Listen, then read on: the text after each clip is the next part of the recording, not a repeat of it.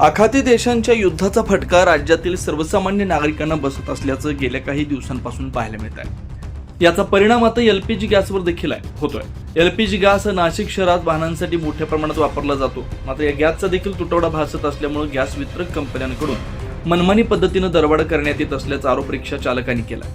अचानक आलेल्या गॅस दरवाढीमुळे रिक्षा चालकांमध्ये संतापाचं वातावरण पसरलंय। या गॅस दरवाढी विरोधात नवसंघर्ष संघटनेच्या वतीनं नाशिक जिल्हाधिकारी आयुष प्रसाद यांना ऑटो एलपीजी गॅस दरवाढीची सखोल चौकशी करावी, मनमानी दरवाढ करणारे गॅस पंप चालकांवर दंडात्मक कारवाई करावी, तसेच आगाऊ पैसे घेतलेल्याबाबत संबंधितांवर कायदेशीर कारवाई करावी याचं विविध मागण्यांचं निवेदन देण्यात आलं। जगात जेव्हा युद्धाची परिस्थिती निर्माण झाली, त्या परिस्थितीचा गैरफायदा घेऊन आणि आपल्या भारत देशाने प्रायव्हेट कंपन्यांना गॅस वितरण करण्याची परवानगी दिल्यामुळे त्यांच्यावर कोणत्याही पद्धतीचं नियंत्रण नाही आणि त्या नियंत्रणाचा फायदा घेऊन नियंत्रण नसल्यामुळे आणि आज आमच्या नाशिक शहरात असंख्य रिक्षा चालक हे एलपीजी गॅसवर रिक्षा चालवतात, त्याला ऑटो एलपीजी म्हणतात।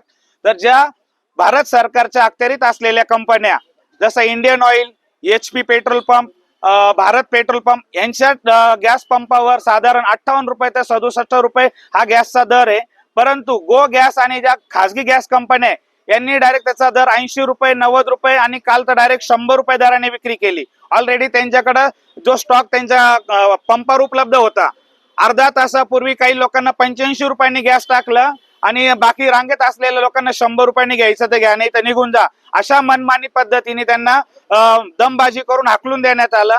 आणि आज आमच्या रिक्षा चालकांना एलपीजी गॅसला पर्याय नसल्यामुळे आम्हाला आज आमचा धंदा सगळा चौपट झालेला आहे आणि शाळेचे विद्यार्थी किंवा आज परीक्षेचा जो पिरियड आहे, या पिरियड मध्ये जे नुकसान होतंय, पूर्ण नाशिककरांना वेठीस धरण्याचं काम या प्रायव्हेट कंपन्या करताय, याच्यावर वचक कोणाचं आहे ते विचारण्यासाठी आम्ही निवेदन घेऊन जिल्हाधिकारी कार्यालयात आलेलो आहे।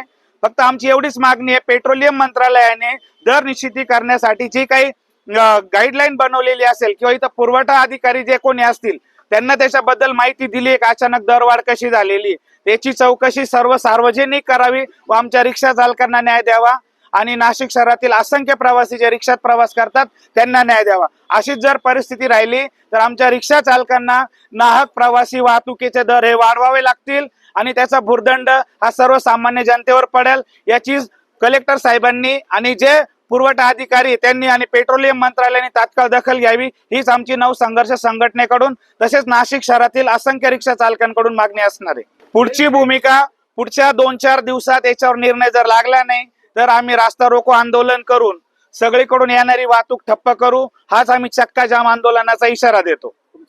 माझं नाव समाधान रमेश आयरे, नवसंघर्ष रिक्षा चालक मालक संघटनेचा संस्थापक अध्यक्ष। आमच्या मागण्यांची प्रशासनानं तात्काळ दखल न घेतल्यास नाशिक शहरातील सर्व रिक्षा चालक संघटनांनी एकत्रित रस्त्यावर उतरत तीव्र आंदोलनाचा इशारा देखील यावेळी दिलाय। त्यामुळे आता या पार्श्वभूमीवर नाशिक जिल्हा प्रशासन काय निर्णय घेणार हे बघणं महत्त्वाचं असणार आहे। न्यूज महाराष्ट्रासाठी प्रतिनिधी इसाक कुरेशी, नाशिक।